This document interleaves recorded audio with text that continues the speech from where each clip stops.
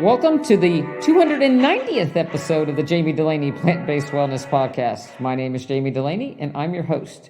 I'm a plant-based cardiologist and endurance athlete living in Southwest Florida. Welcome, and thank you for listening. Well, it's been some cold running down here in Florida. I've actually saw 36 degrees this week, so it gave me a chance to try out some cold weather gear a little bit in anticipation for the upcoming 50-mile race in Texas. However, there's been a little bit of a snag. We've got some family issues that may keep us in town, as well as the temperature has dropped to 22 degrees in Texas for that next weekend. So I'm sorry, but as a Floridian, 11 hours, 10 hours out in 22 to 40 degree weather may not be in my best post-COVID weather. So we're waiting to see what happens here with a lot of things up in the air, like I said, family and weather and everything like that. But, you know, there's always another race if need be. Have to be smart and, you know, again, want to live to toe the line another day and not get injured or frostbite or hypothermic or any of those other things. Just don't really have anything to prove. I'm not an elite runner, and I've got a day job. So we'll see how it goes. You know, that's just how it is. Backyard hand. There's a lot of mangoes out there blooming, so I'm hoping we don't have any more cold weather here in Florida so we can hang on to some mango blooms. But yes, otherwise, things are going good. Running's going good. Heart rate's good when I'm running. I feel back to my same level of fitness as I was before COVID, so that's all good. Just have to get the rest of life lined up. This week I had someone sign up for a nutrition class. Most of the time we have just our members in our weekly nutrition class. When I first started doing nutrition class, we had anybody that wanted to come, and it got to be, we offered it only to our nutrition class members because, but to our practice members because, again, we had so many people that wanted to take a class and they were filled. And, you know, we got to 3 classes and then COVID and a bunch of things. And then we started doing some Zoom. And so we had some people that wanted to do the class that weren't members. We said, okay. And I had a new person actually put a chat question through the Zoom on the Monday's nutrition class. And he was a little distraught. Apparently he came from, he was referred from a cardiac rehabilitation program. And he's like, you know, why plant-based? Why is this any better than anything else? And, you know, I think he was a little bit confused as far as what the nutrition class is. Does say nutrition class, but, you know, we're a plant-based wellness practice. And so we go all through wellness, whether it's, you know, lifestyle diseases, which include risk factors for infection and movement and everything else. So that was a little confusing to him, but he was really not sure about this plant-based nutrition thing. And on Monday, we started with a recipe that's pretty simple. Our potato leek soup. You know, that's a good cold weather soup. When I was growing up, my grandmother made potato soup, and typically there was milk or cream in it. I'm not sure what she had, as well as the potatoes, and sometimes she would even throw, you know, a little cheese in on top of it at the end, but there'd be onion and stuff. So we do a potatoes leek, and we just use the broth from the potato water. Sometimes we use a little bit of soy milk, and then we add peas to make it a little bit more hearty, and carrots. So that's a really good favorite, and I like to make soups in the Instant Pot, because it's quick and easy, and you can use an immersion blender if you want to blend some of the potatoes up a little bit or not, whatever you like. But it's a favorite of our nutrition class and a favorite of our family, and so that's what we had. And, you know, we always talk about, you know, the benefits of whatever we're serving in nutrition class, and white potatoes is, you know, somewhat surprising to somebody when they first come to, you know, a nutrition class, because, you know, white potatoes, white things are supposed to be so bad for you. And the reality of it is you could live on potatoes. They have vitamin C and antioxidants and nutrients and protein, and you could actually eat white potatoes and have great blood work. And if you ate just potatoes every day, you wouldn't be overweight, and you would probably normalize your cholesterol and your diabetes numbers. It's not the potato, it's what people tend to put on the potato, the sour cream and the bacon and all the other kind of cheese stuff that people put on TV. So that becomes a bit confusing. Leeks are in the onion family, and this time of year, that family is very, very good for is being an anti-inflammatory, but having a lot of anti-infection type properties, boosting your immune system. So it's always good. Peas, people throw peas under the bus as well because they think that they're a high glycemic index food, but they really have a pretty close to the same amount of protein as other beans do. Sweet, but they give a sweetness and a flavor. Of course, we all know that carrots have a lot of anti-cancer properties as well as antioxidant properties with beta carotene. Some people don't realize that the anti-cancer property in carrots, they actually decrease angiogenesis, which is the blood flow to a tumor. So, again, put those with carrots and onions. Really good for prevention or decrease in recurrence of cancer or helping along with everything else. So he wanted to know, again, why plant-based? And so if I had to just kind of go down the line, I'd start, and say, first of all, if you get rid of animal products, you get rid of an extrinsic source of cholesterol, which is great because our body makes 200 milligrams of cholesterol a day. We don't need to take any in. We'll be fine. People say, don't you need cholesterol for your brain? Yes, you do, but your liver takes care of that. So as long as you have a liver that works, you're gonna be fine as far as making enough cholesterol. Interestingly, people aren't worried about their cholesterol being or taking in enough when they're on a PSK8 inhibitor or high doses of statins, where I've had people come to me and their cholesterol be down to 90, 100, and nobody seems to worry about it when it's at the result of a medication, but you take meat out of it and everybody gets concerned that they're not going to have enough cholesterol. The reality of it is statins decrease the liver's ability to make cholesterol. It doesn't do anything to the cholesterol you take in. So all that oxidation from animal products from eating cholesterol still can harm your blood vessels and cause inflammation. So we're going to take the cholesterol out of the diet, and we take animal products out of our diet and become plant-based. The next is protein. And when we eat a plant-based diet, we typically a whole food plant-based diet is about 10 to 15% protein. Most of what I eat is about 10% protein. And people get all bent out of shape that that's not enough protein. But we know that animal protein actually stimulates inflammation by way of our gut microbes. The animal proteins interact with our gut microbes, and an inflammatory protein or enzyme is produced called TMAO, trimethylamine oxide, and that has actually been shown and correlated with a cause of coronary artery disease. So you have not only if you look underneath that endothelial cell, you see cholesterol and lipids, but you see white cells and macrophages and all kinds of inflammatory proteins, and the TMAO is thought to be a big player in that realm of things as well. The other thing that animal protein stimulates is mTOR, and mTOR, target of rapamycin, has been shown to be associated with cell aging and a decrease in longevity. And there's actually a recent study that was done in Nature magazine that actually looked at branched-chain amino acids and correlated those with a decreased lifespan in mice and in actually fruit flies. And you say, well, I'm not a mouse or a fruit fly, but you'd be surprised at the genetic similarities that we have in common.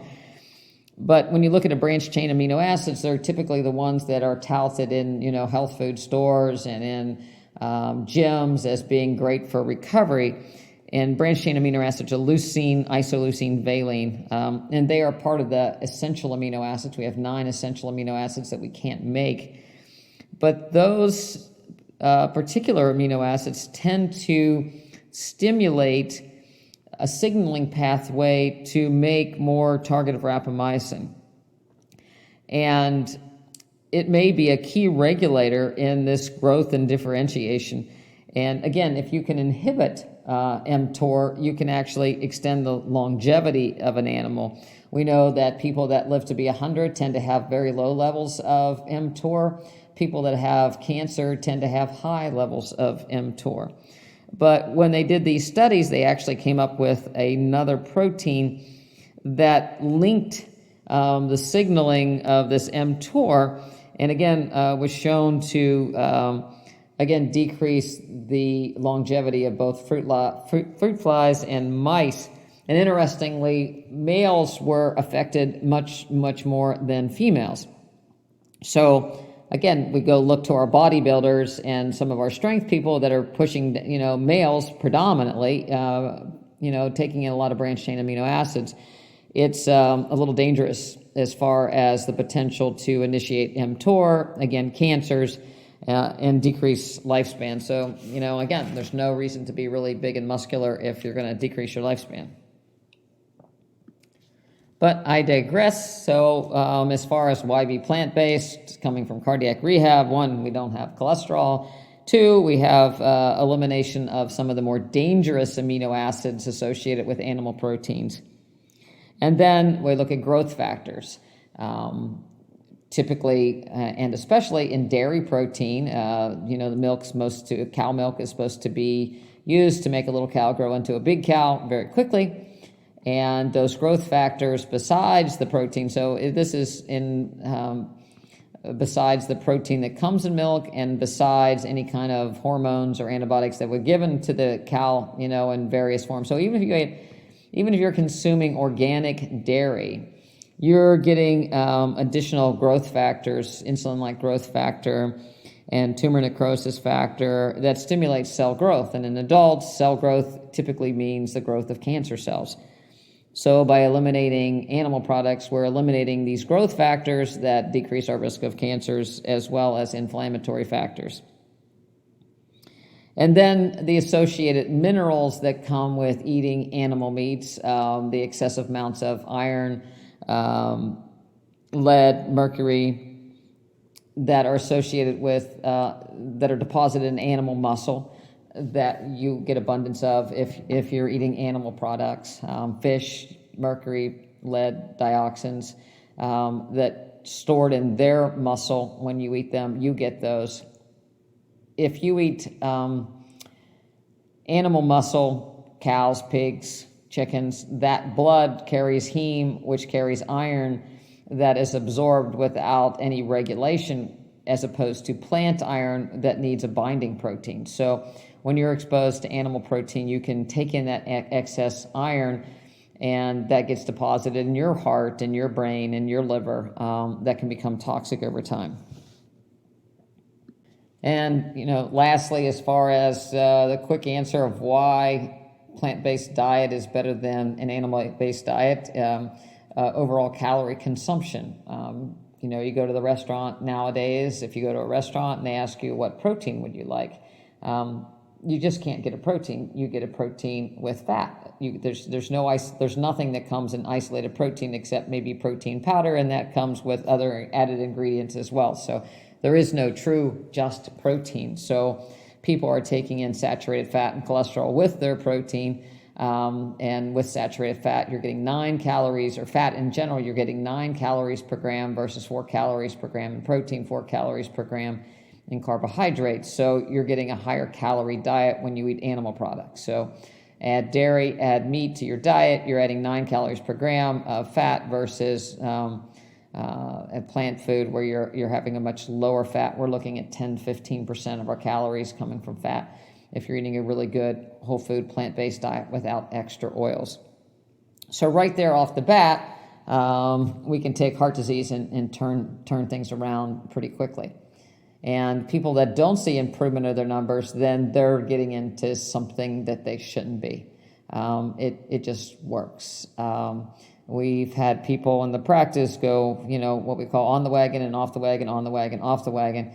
But they know that when they eat a whole food plant-based diet, the numbers turn, and cholesterol drops, glucose drops, weight drops, without, any side effects as opposed to animal products.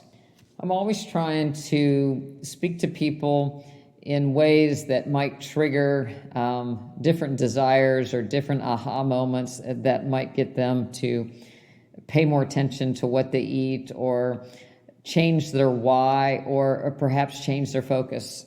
A lot of people feel that they're being forced to change the way they eat because they have a lifestyle disease.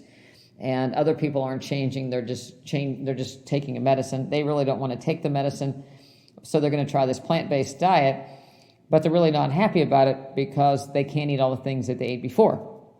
And so it becomes this fight.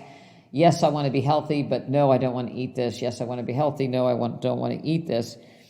And sometimes it's hard, for outsiders to look and see why people, if there's this pretty simple cure to lifestyle diseases, and the food is actually colorful and good, why is there such a fuss about making the change? And, why do people hang on to things that are hurting them? It seems crazy.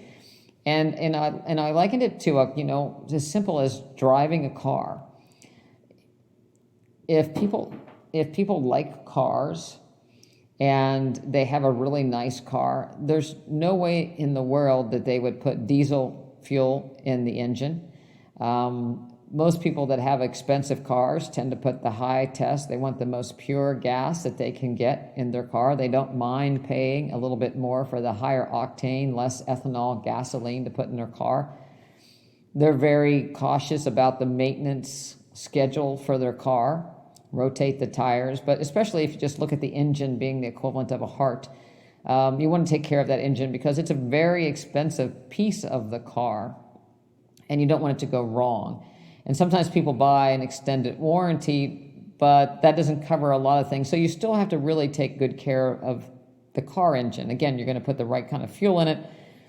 And you wouldn't just let anybody drive it. If you had a 16-year-old that was just learning to drive and you had a Ferrari or some real expensive, nice car, you wouldn't put the 16-year-old behind the wheel for fear that they would push the gas too hard and it would take off and they would wreck, or they wouldn't use the clutch appropriately. So people are very cautious about how they drive their car. They accelerate very smoothly. They're not going to just step on the gas and step on the brake and step on the gas and step on the brake. And they pay all kinds of attention. They want to keep the engine clean, what they need to do. But when it comes to the engine of the body, the heart, we kind of, put it off. Here it is, Heart Month, and we give February Heart Month. That's only 1 month out of the year to kind of say, support the American Heart Association. But, that's about as far as it goes. Maybe eat more vegetables, exercise a little bit more, take your medications. But that's really, there's heart walks someplace where people get together and they struggle to walk a mile, but then they don't walk anymore, but they have a T-shirt. And a lot of times at these heart walks, they have, food that's not good for your heart. So why can't we look at the heart as being the best? It's the engine of the body. Why don't we want to take better care of it? And you could probably, also we look at other people's hearts. We want our loved ones to take good care of their hearts. We don't want, when dog foods come out that they could cause a cardiomyopathy, everybody's all up in arm that this dog food might cause a cardiomyopathy and hurt your dog, and everybody's bent out of shape and they want to change it. But we go back and ignore our own hearts very, very quickly and think that, we can get away with a little bit of this and a little bit of that and a little bit of this, and we can push it and drive it hard and not replenish the engine and not do what we want and get away with it. And it really doesn't happen that way. So, I think just becoming more mindful of our biggest engine here in Heart Month is a good thing to look at. So if we look at the fuel, again, getting the greens, getting the nitric oxide producing greens in every day. It's also going to have a side effect of decreasing your risk of cancer, like we talked with Chris Wark last week. but also getting rid of the other stuff. We don't want to gum up the engine with cholesterol and fat. A cheeseburger never really did much for your heart. Potato chips aren't going to do much for your heart. And it's not just, well, I just have a bag now and then, or I just have some people have really high cholesterol and they'll have a handful of nuts. I just do it once in a while, or if I'm in a hurry. But it doesn't go away. It persists. And it adds up and it's cumulative. And by the time you have heart disease, then things are already plugged up. The engine is already gummed up. The cells have already accumulated enough metabolic waste that they're not working appropriately. The cholesterol is already out into the blood vessel. The metabolism, the mitochondria are dying. The cells, the DNA is unraveling. We don't have time to have a little bit once in a while. It's, in order to turn things around, you have to really turn things around and make a concerted effort to do it on a daily basis, like you would take a medication. Or you need to go ahead and go back to the general medical community and take your medications and take your procedures and limp along that way. But, we all, I guess as humans, we think we can have it both ways, or we think we can fool ourselves by a little bit here and a little bit there, and it really doesn't work. And I was interviewed on a YouTube interview this week, and the question, the statement was made, you can eat plant-based and eat all you want. But again, all you want, that's not exactly true either, because some of us don't have a regulatory switch that turns off. And, all you want can be dangerous in the setting of you already have too much. So if your cells are already blocked, you can't put more in. You've got to clear out, not put more in. And so, again, by eating plant-based and eating 4 calories per gram with protein and 4 calories per gram with carbohydrate and a lower fat diet, so you're decreasing that 9 calories per gram into a few things, it certainly decreases the calories that you're consuming and increases the fiber and decreases the cholesterol. But if you continue to push the limits and continue to eat plant food that's high in fat and high in sugar, you can still get to the point of trouble, and you're not really getting to the point of reversing disease. And so I think, marketing as it is, we get fooled, but it's not like I don't think that people are fooled as much as, they want to say, okay, yeah, let's I can put my head in the sand. Okay, good. Let me put my head in the sand. Most people, nut butters, it still says the second word is still butter. I thought I could have nuts. Well, a tablespoon of peanut butter is not what I would call, eating nuts or eating healthy food. It's peanut butter with, a bunch of sugar in it. Peanuts are peanuts squished into peanut butter. And so it's a lot higher volume. Well, let's do a nut butter. Well, it's still 85% fat squished into it's a high-calorie food that if you make a lot of cholesterol, you're not going to tolerate. So to say that you don't eat it, or I eat this once in a while, or I eat that once in a while, or I didn't realize that was bad, that's you turning a blind eye on things. Because I think at this stage, people that are in the plant-based community most of the time, they kind of they've heard of how people get to the marketing and how they can twist things around. The broccoli cheese puffs, so to speak, the vegan things that look like Cheetos but they're really broccoli powder, or the beet chips or the carrot chips, the things that we go down the snack aisle looking for something that fits the bill. And we're looking for something that we can, justify eating, that it might be okay. I had a lady one time gain a bunch of weight, and she told me she ate too many sweet potatoes, and turns out it was too many sweet potato sweet potato chips. And if, again, if you look at those bags, there's not really, a lot of them have powders in them, and it's just basically corn. They're even worse than potato chips. There's less vegetables in some of the vegetable chips than there are in any of the other things. But, I digress. other than to, I think that if we could treat ourselves as good as we treat our animals, or if even probably, we treat our own hearts as good as we treat our car engines, it would be a really good thing. So maybe focus a little bit more inward than outward over the next couple of months, and it'll help out a little bit. And as far as exercise goes, some people think that they can go and they're going to wipe out all the cholesterol problems and all the fat problems and all the overweight problems with just pushing it, especially this time of year, going to the gym and just cranking up the treadmill or cranking up the run. But you can't outrun all that damage. You can't eliminate, you can't keep up with all the damage that's already been done. You've got to have the nutrition along with it. And, like anybody else, people go out too fast, and just like the horse at the Kentucky Derby, the guy that starts out too fast in the lead tends to be not the guy that wins. It's starting where you are and working up gradually, but keeping accountability. I'm very proud of one of our members that wasn't hardly doing 1,000, 2,000 steps a day, and now she is, the last 2 or 3 months has had over 7,000 steps every day, and now she wants to do 7,000 steps every day, and she's committed and proud of herself, and she feels good about doing that 7,000 steps every day. And she's finally started looking at it, and she's holding herself accountable. So now that she wants to get it. So if you can just pull that off for a couple of weeks and give yourself good feedback from it, I feel good when I'm doing this, therefore I want to keep doing this. It's a good way to go. It scares me when people have company come down to Florida, because it's just a recipe for disaster.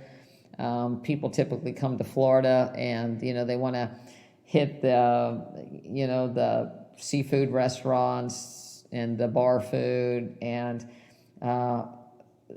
it's probably one of the worst places to try to find any kind of vegan food or plant-based food. And you can only go out so many times and get an iceberg lettuce salad before you give that up. And so people start, pushing a little bit. Well, I'll have some chips, or I'll have some of this, and I'll have some of that. And next thing you know, that they're in trouble, and all this cravings start again. So it's one of the things that's, us poor Floridians have to deal with. They're the northern people coming down for vacation. And when, two people get together, the willpower starts to really go out the window.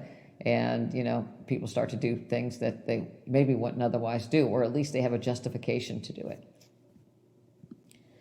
So what are you going to do on Super Bowl Sunday? It's a couple days from here. You watch all the ads with all the terrible food. And, what are you going to make? And I was talking with one of our members, and he really liked taco pizza. And I thought, you know what? I'm going to make a taco pizza for Super Bowl Sunday. I'm going to use our pizza crust. And we talked in class today, you could use a polenta crust that out of our cookbook. We just do polenta and put it out on a pizza stone and bake that, and then you can top it.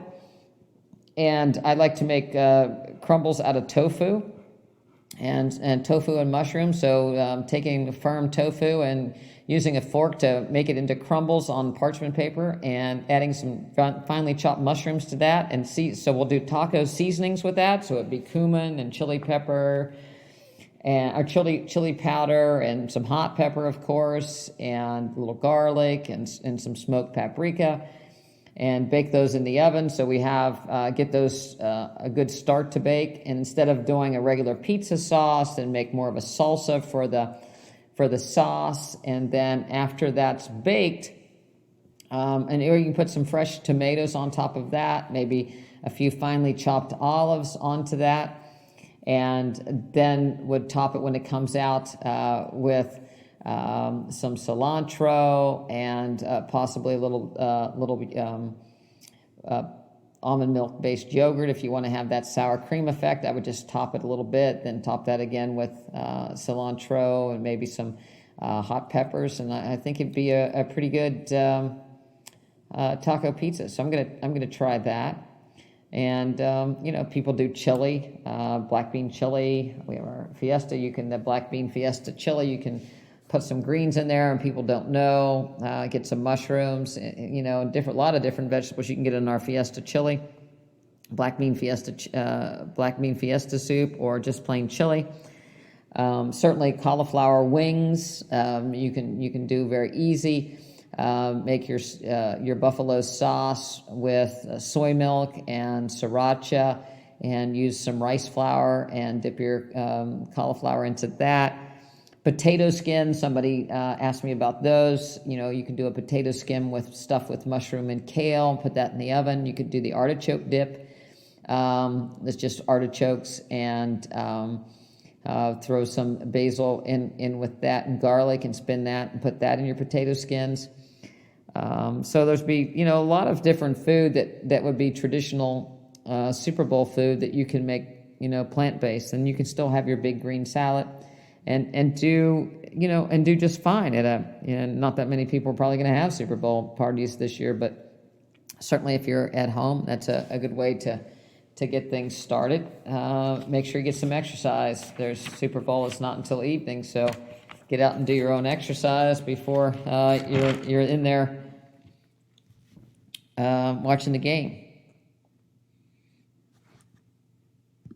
Someone sent me a podcast to listen to, and they asked my opinion on the data. And what the people on the podcast were saying was that if you get the COVID disease, SARS-CoV-2, and you get COVID-19, the disease, then you will live 10 years less. It'll take 10 years off your life.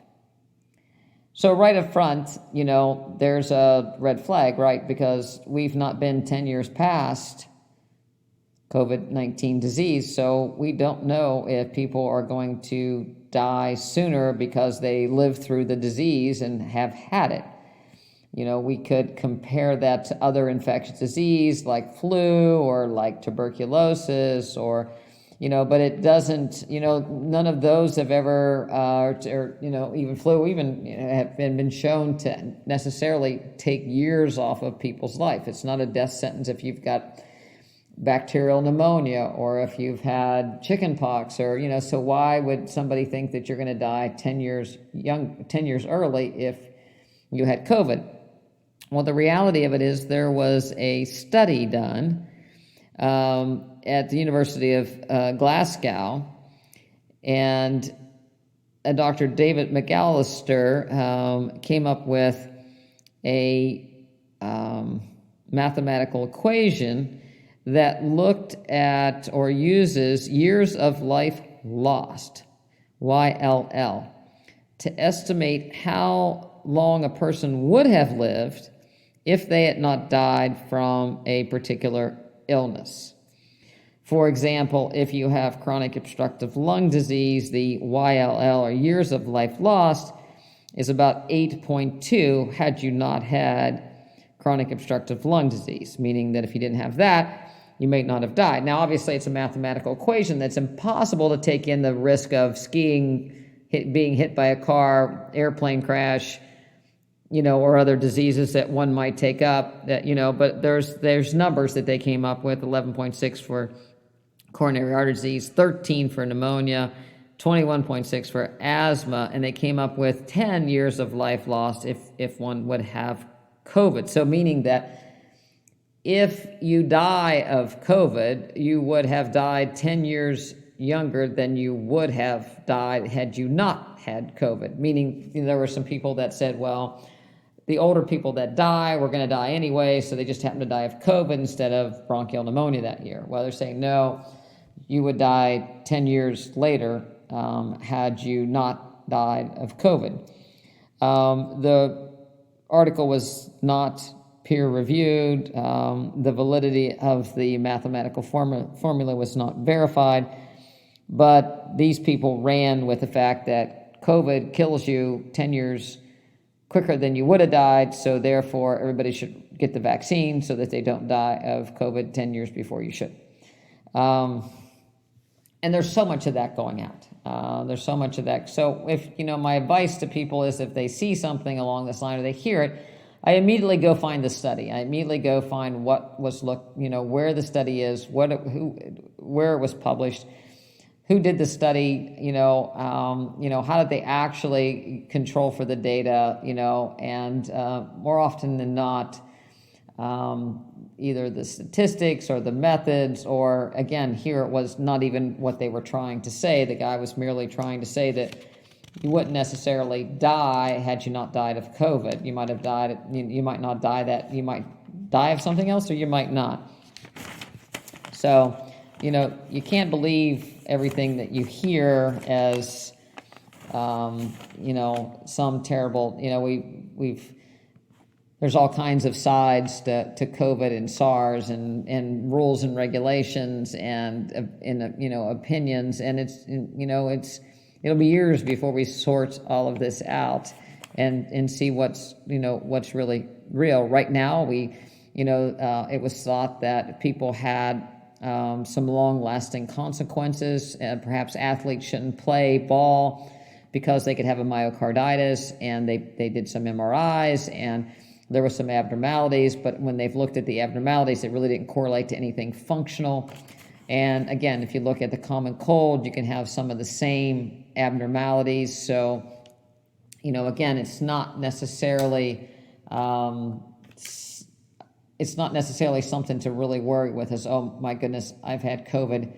Bad things are going to happen to me down the road, just one thing after another. Now I'm doomed. That's not true at all. Again, it comes down to each individual and their overall health, how it is now. Yes, bad things happen to good people, but there are usually explanations for somebody's overall health or lack thereof. Their immune status, and we don't know. We don't know the immune status of people walking around. We don't know the inflammatory status of people walking around. We don't know the comorbidities. People, women. We used to say that women under 50 years of age were fairly immune for coronary artery disease. We know that's not true. Diabetic women can have coronary artery disease in their 20s and 30s. That can be significant. So, given our population that 75% are overweight. A lot of younger people haven't had their cholesterol checked. They don't even know what their blood pressure is. There's a lot of unhealthy people walking around that can get into big trouble when their immune system is tested. So you have to take everything with a grain of salt. The last thing I'm going to leave you with, because it is Heart Month, and I'm going to try to stay focused on the heart for the month of February, is a study that was done in Dallas in 1966. They took 5 men, 20 years of age, and they put them to bed for three weeks. And before they did that, they had them evaluated with exercise and, their blood pressure and everything. And what they found was that after 3 weeks of being in bed, their heart rates went up, their blood pressure went up, the amount of blood that they were able to pump, their hearts were pumped, went down, called the ejection fraction, their body fat went up, and their muscle mass and strength went down.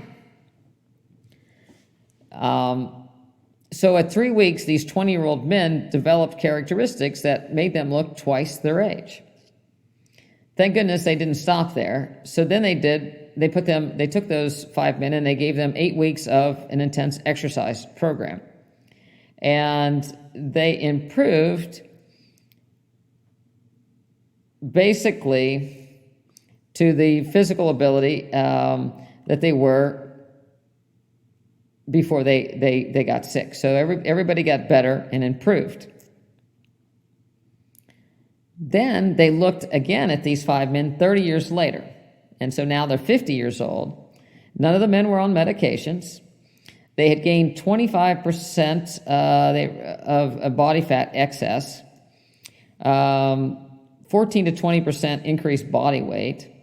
Their cardiac function had declined.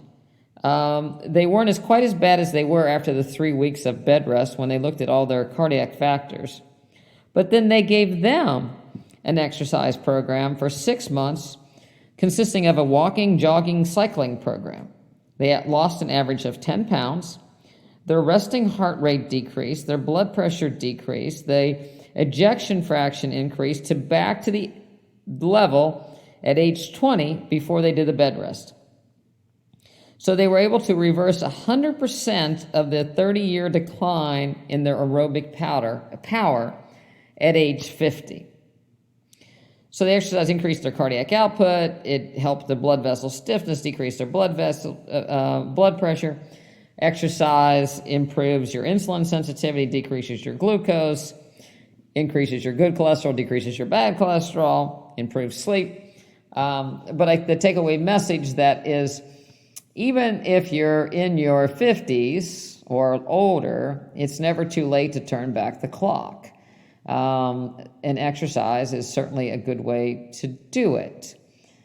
But again, this was supervised, so the intense exercise program should be monitored by a doctor or monitored by someone that, that you're not, you also need to change your nutrition and, and be smart about it. These people they didn't have any medications.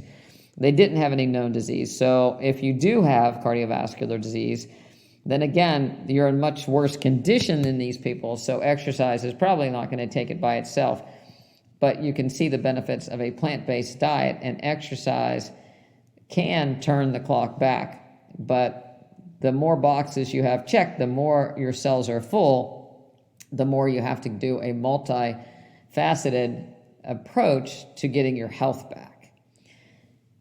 People complain if the medical establishment does just one thing and they don't look at the individual patient, and everything is, based on one person, and there's nothing, they're not treated in a special way for their illness, their size, their body type, and whatever. But when you yourself don't try to help yourself in multiple different ways, then you too are remiss by not taking the opportunity to look at your exercise as well as your diet, and what you are eating, and do this multifaceted approach. So we want to be able to normalize people's body mass index, but we don't want to normalize body mass index without normalizing glucose metabolism, without improving muscle, decreasing fat. Some people want to gain weight and they want to eat more fat to gain the weight, and it's like gaining fat does not help you. Gaining muscle does help you, increases your mitochondria, increases blood flow. But just gaining weight to have a number that you like better is not going to make you healthier. So it's very important that we look at all aspects of our body and our health and attack it from every end. So I would encourage you to, look at your nutrition as well as your weight, your cholesterol as well as your blood pressure and your glucose, your exercise as well as your nutrition, and in your mental health. I didn't even touch on that. Maybe we'll get to that more next week for Valentine's Day. But it all plays a role in your overall health and longevity. So without further ado, I'm going to sign off this week, and I'll check in next week and let you know what's happening as far as the race goes and what I plan to do. I thought a little bit about doing a virtual 50-mile race, but that would be virtually impossible, taking care of everything I need to take care of. Usually I go someplace to race, so everything else at home is taken care of for me. So I don't think I could ignore my home duties if I were home. So that probably won't happen. So we'll either race or we won't race, but we'll find another race. There's still going to be a race in the Treasure Coast in March, and then out at Zion National Park in Utah in April. That'll be a 50K. So I hope all that goes well. If you have questions, you can email me at Jami, Jami, at drdulaney.com. Check out the website, drdulaney.com. And see about becoming a member. If you'd like to be part of our crew, we'd love to have you. We'd love to help you get yourself healthy. As always, thanks for listening. If you're up north, stay warm. If you're down south, we're going to be okay. But be safe and enjoy your weekend.